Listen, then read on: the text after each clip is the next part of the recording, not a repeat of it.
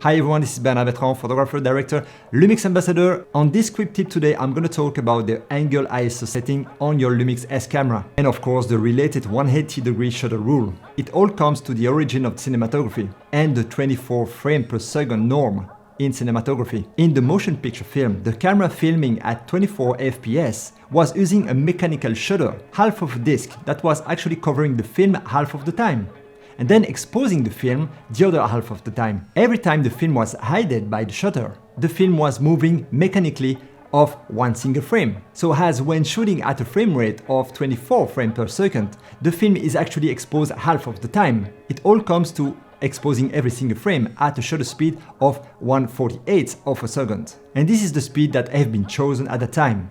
That gives a realistic appearance to the cinematographic image when it comes to movement and motion blur. So when shooting at 24 frames, we will choose 1/50 of a second as a shutter speed.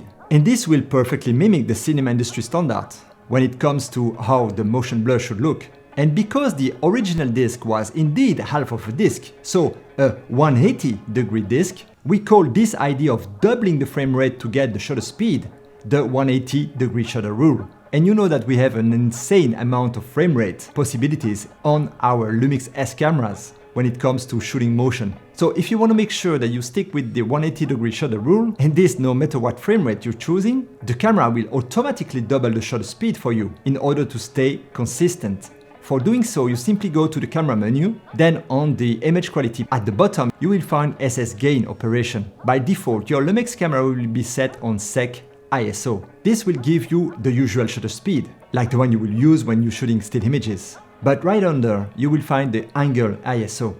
And from there, you will no longer see the actual shutter speed, but the shutter angle. Remember, the 180-degree is the rule. No matter the frame rate you'll be choosing for filming, it will automatically apply the proper shutter speed to stick with the 180-degree shutter rule and give you the motion blur into your image that is considered to be really close to what the human eye is able to see in terms of motion blur. So now, do you have to stick with the rule?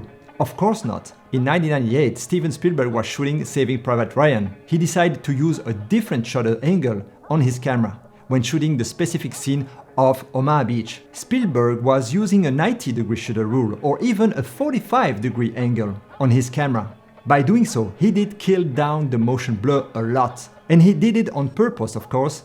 When looking at the Omaha Beach scene, when a soldier explodes on a mine, and that the left arm of the soldier is passing across the screen from left to right, your eyes and your brain are able to notice. If that scene was shot on a 180-degree shutter rule, the blur would have made it invisible. So by using a 90 or 45-degree, the motion blur is minimal and you are able to notice any details. And Spielberg, of course, made that choice to try to make those war scenes the more uncomfortable to watch. Now, using a different shutter angle is used all the time in advertising videos, music videos, or cinema, of course.